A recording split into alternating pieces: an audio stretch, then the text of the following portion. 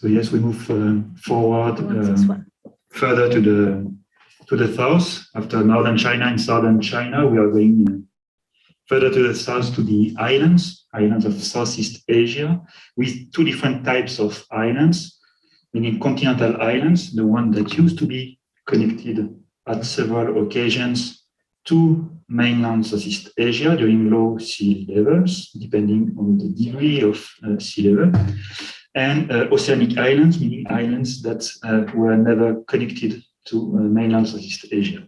And this definitely shaped the biogeography of the area, meaning that some species could reach some of the islands, definitely the one that were connected to the mainland. So you would find nowadays, this is the nowadays fauna, exactly the same animals on these continental islands that the one you have on mainland Southeast Asia, just like you have on the opposite side in Papua New Guinea, these large islands that used to be connected during the past to Australia, the same fauna on these two islands. And in between this huge area with plenty of oceanic islands, you would have a mixture of these different types of faunas, the one from the Sunda Shelf and the one from the Sewol Shelf, and a mix of animals who can swim and reach those islands and from each side, so marsupials mostly, and mammals.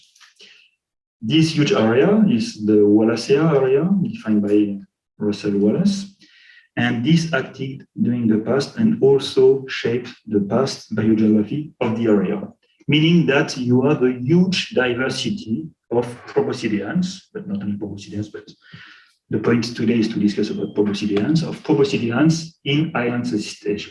Here you have an example of a Stegodon sumbaensis from Sumba Island, here to the south. Elephas celebensis in Sulawesi Island. Stegodon trigonocephalus on Java Island. Stegodon luzonensis on Luzon Island in the Philippines. Stegodon florensis on Flores Island. Archidistrodon planifrons on Java Island. Cynomastodon boumeriensis on Java Island. Stegodon ipsilophus on Java Island. Stegodon semedoensis on Java Island. This is a long list of several taxa, several species, several genera, even Elephas, in a different form than the present-day one. Elephas is Eurindicus, still on Java. Many species just for Java Island. We can count already 8 species belonging to at least 5, possibly 6 genera. That's huge, and I believe that we only have 30 minutes, or maybe 1 hour, like everyone else, because everyone uses 1 hour to talk. So we won't have time to describe everything, and we will mostly focus on Java Island. Different species, different genera, at least 1 species per island, most of the time 2 or even more. And these differences in number of species is also related to the absence in many of those oceanic islands of predators, meaning large carnivores.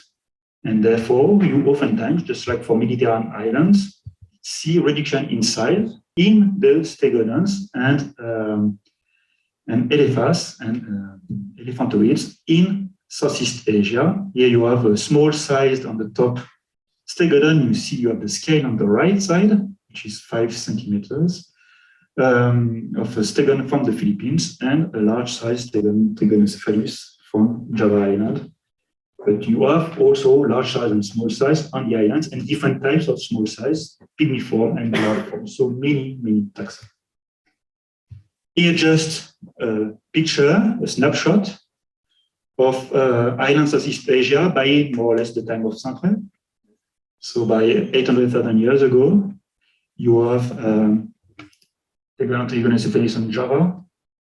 You have a medium-large size Stegodon on Sulawesi Island. You have a large Stegodon florensis on Flores Island. And you have Stegodon luzonensis on Luzon Island. So different types by the same time in this area. Of course, elephants can reach easily these distant oceanic islands by any time, even when these islands were not connected. They are large, they have a big stomach, they can swim very well, over 50 kilometers, and therefore they can reach the islands even when they were not connected, meaning that you can also expect that these elephantoids reach Java Island by the time it was an island, and not only by the time it was connected to mainland Southeast Asia. And this complexifies the diversification of these species, and therefore explains the huge success of proboscideans in island Southeast Asia. So just to focus on Java, otherwise we don't have enough time, right? Elephantoids arrived as soon as Java emerged. So in the very first biochronology, biostratigraphy stages, you already have Sinomastodon boomiaiensis, then you have Stegodon trigonocephalus, still Stegodon trigonocephalus in Triliphonia. Then you have Elephas isodromedicus with Stegodon trigonocephalus, and then the present-day Asian elephant, Elephas maximus. So this is just a framework for Java. So this is a very generic framework, which is limited. It is important because it is directly related to the different hominids that colonized the islands, first Homo erectus, then Homo sapiens. It is also interesting because it gives us some clues about the chronology, because you have proboscideans all the time. You have a succession of these different forms, and therefore the presence of one form or another can give you some information about the age of your site. But we will see just after that it's quite limited as well. This is much too generic. And if you look closely at some sites, just like we will do with Anne-Marie, you will see that, in fact, this succession of proboscideans is not that easy, and most of the time you have contemporaneity of different forms. So Java itself is already too large for our study, so we'll focus on the famous Sangiran Dome, where you have many Homo erectus that used to be found. This is the type site of Homo erectus, Trinil. We are here on the Sangiran Dome, which is an eroded dome, meaning that at the center of the dome, here, you have the oldest strata, these ones, and more you go to the periphery, more you go to recent layers. This is what you see here, older layers, more recent layers. And if you just focus on this quite small area, just on Sangiran Dome, you see quite different picture from the general framework I've shown you, and Anne-Marie will explain you about that. So we begin around 1.8 or something like that. We call it lower Lahar, exactly in the center of this anticlinal. And I speak French now, thank you. Ce niveau-là a été trouvé lors de travaux autour du musée de Sangiran, et donc a fait l'objet d'une fouille de sauvetage rapide, et on y a trouvé effectivement des animaux que l'on ne connaissait pas encore tout à fait bien dans les ramassages, dans les prospections et dans les fouilles qui ont été faites dans les niveaux un peu plus récents.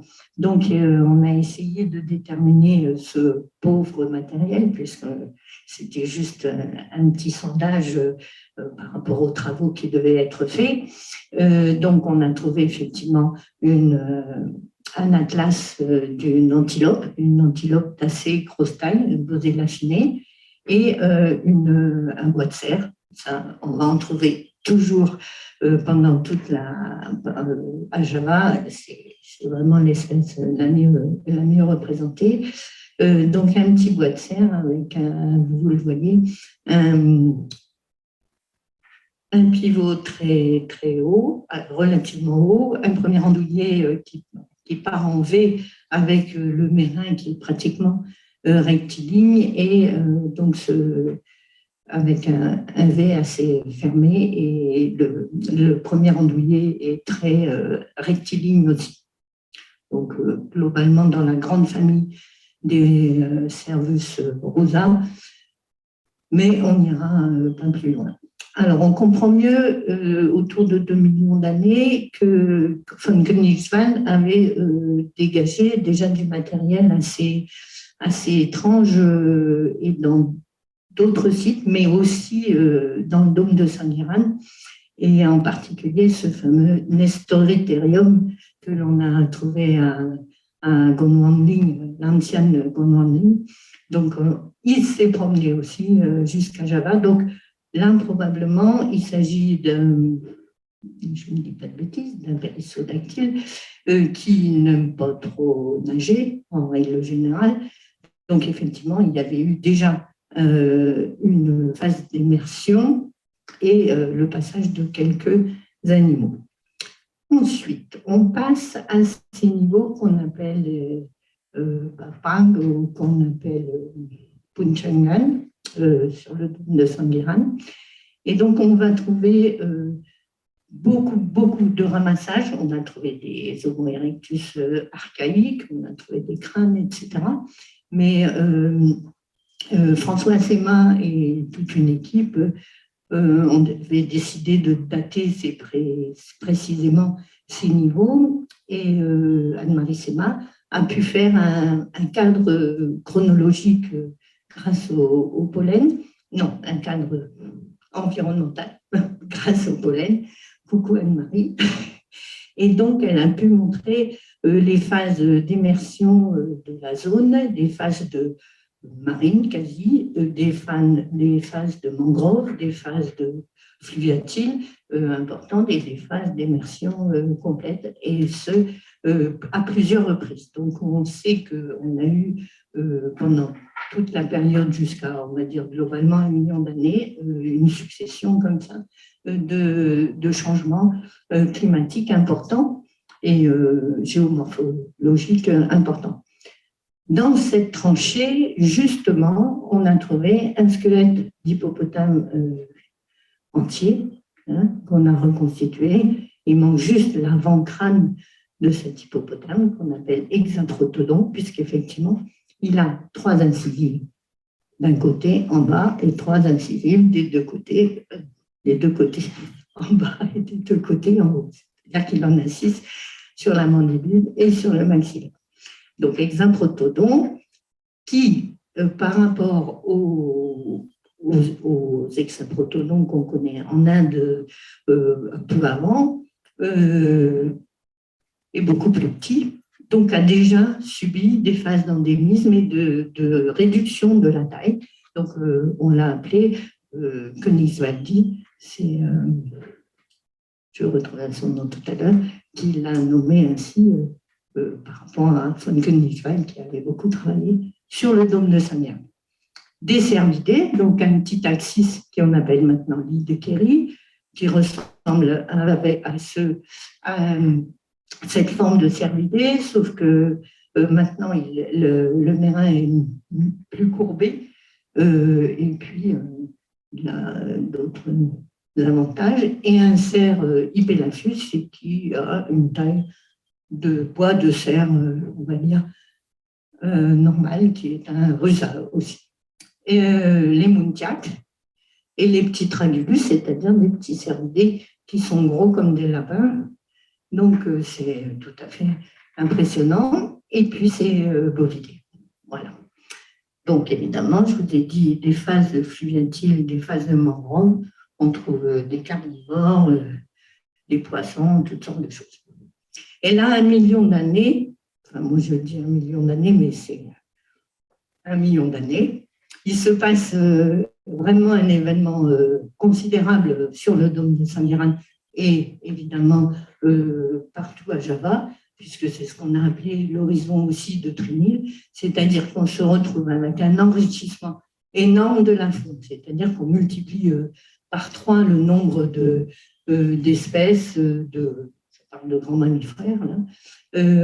Et tout le monde arrive là, comme sur l'autoroute, et donc on aura des singes, on aura des carnivores, on connaissait un tigre dans les niveaux de Punchangan, mais là maintenant on va trouver toutes les pachycrocota, les mégantérones, l'homotherium, les tigres bien sûr, et les cuons, un cuon un peu robuste. Et puis, effectivement, beaucoup plus de suidés, des cervidés encore probablement plus abondants, et des grands bovidés. Toutes sortes de grands bovidés, donc Bos, Boubalus et l'Epileptobos, c'est-à-dire que c'est encore un bovidé avec un chignon occipital très proéminent et des cornes qui partent un peu vers l'arrière. Bon. Enfin, le rhinocéros arrive. On n'en avait pas jusqu'à présent. Le rhinocéros peut passer. Mais le cheval ne passe pas, par exemple. Voilà. Je vous fais grâce du reste. Donc, c'est important. Mais on voit, pour ce qui est de nos proboscidiens, un trigonocéphalus avec un peu plus de lames et des dents un peu plus ipsodontes, mais qui est toujours un trigonocéphalus, et puis un éléphant. Voilà. Alors, on passe au-dessus, juste au-dessus du Grensbank. C'est cette zone que François Séma et ses collaborateurs ont choisi pour travailler, puisque là, on a une séquence dans toute l'horizon de Cabot qui est posée sur le Grensbank. Donc, il peut dater précisément la fin du Grensbank et ses premiers niveaux de Cabot. Et en faisant ces tranchées pour dater, pour connaître la végétation pour Anne-Marie Séma, eh bien, il m'a trouvé un superbe site, Gebung 2. On connaissait déjà des restes humains dans la zone, sur la zone, donc c'était pas du hasard quand même, mais là, il tombe sur un vrai site avec du matériel en place, ce qu'on n'avait encore pas fait sur ce dôme de Sanguérin. Il va y trouver de l'industrie, des bolas, des bifaces, un hachereau plus exactement, des dents humaines, et évidemment des stégodons jolis. L'épileptobos, ce n'est pas exactement celui de Goemboum que je vous ai montré là, c'est le copain, un peu mieux conservé. Et puis, cette fameuse Posélafine du Boisia Sainte-Anne, qui est vraiment une espèce endémique qu'on va trouver tout le temps sur Java maintenant. Beaucoup de bovidés, beaucoup de stégodons, beaucoup de bovidés, beaucoup de cerfs. C'est-à-dire que là, la faune est appauvrie. Et donc, la question est pourquoi? Puisque je vous ai montré une biodiversité incroyable pour cette période. En fait, l'appauvrissement sur la liste de faune est directement lié au choix, puisqu'enfin, cette accumulation-là, elle n'est pas une accumulation naturelle, mais c'est bien le choix des hommes. On va parler de piégeage, de chasse, d'accumulation, comme vous voulez. Toujours est-il qu'on a des jeunes individus, aussi bien chez les grands bovidés que chez les cerfs, et donc une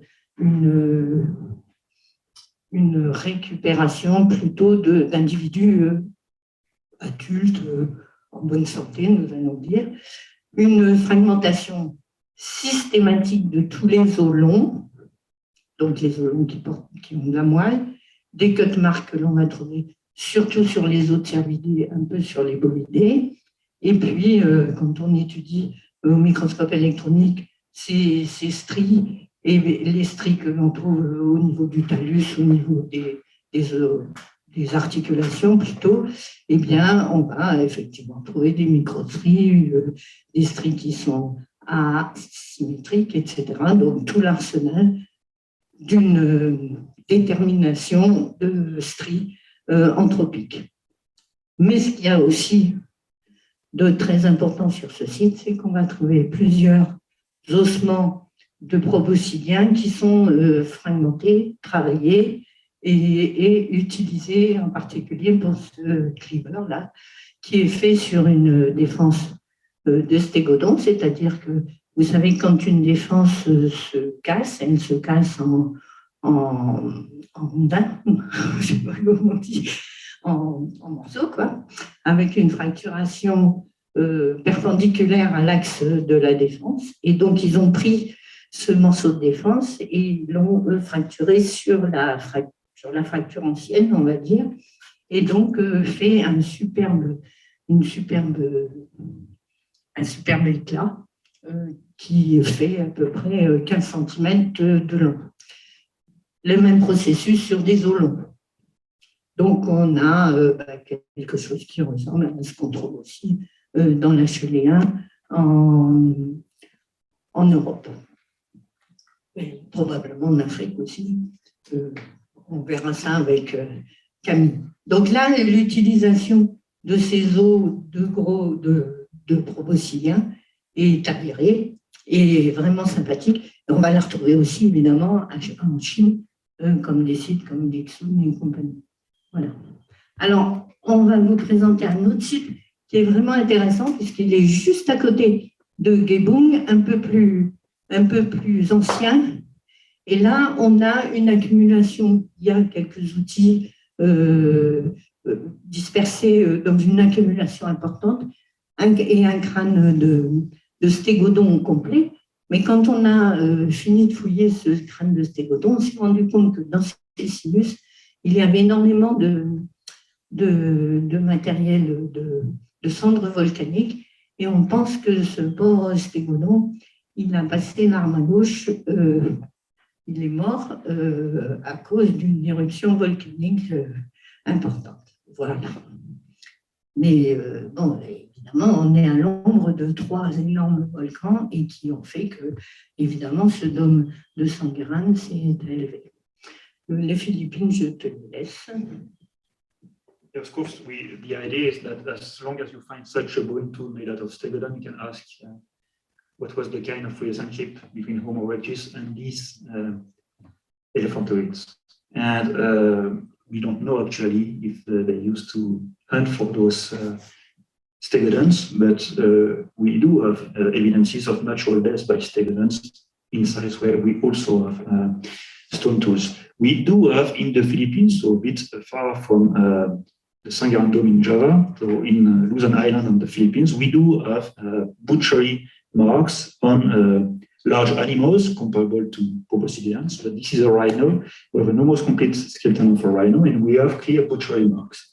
We also have in this same site, that is almost contemporaneous to Ubuntu site, where you do have the tusk, flake on the tusk of the stegodon. We do have proboscidean as well, such as this femur, and we suspect that this breakage of the femur, this is the head, this is the trochanter, and we do suspect that this breakage was not natural but intentional. But since 2 years, we could not check that because of COVID, so still pending. So just to say that they used to have Homo erectus and its skin to sustain on such very large caves. Back to Sangiran. So the new site is the last site we are excavating in Sangiran, actually. It's also very nice to show you a very quite complete skull of the baby stegodon. Very nice, not baby exactly, but not very old. Where we found a normal faunal list that we have in Kabul complex, but with new species. So we can say that during Kabul year, we have many times we have new enrichment of this taxa, but endemism is beginning to be more and more important, and we have more and more Duboisia. The axis is not the same exactly, and so on and so on and so on. And with a new Swede, we have this Hexapotodon, which little and little and little, and this second we change also in terms of evolution. So the last, and but this skull was really important to show you. Yes. Alors, concluding. Bon, as you have seen, we have many proboscids in this Southeast Asia sites. And of course, when they arrive in the island, and if it's successful, they change, and with a special evolution in each island. We always have also these proboscids, and until now, we are not really sure that the man was hunting this proboscid. But they need the materials, they let some very few trace on the bones, very few, but they use the bone and the tusk to make these tools.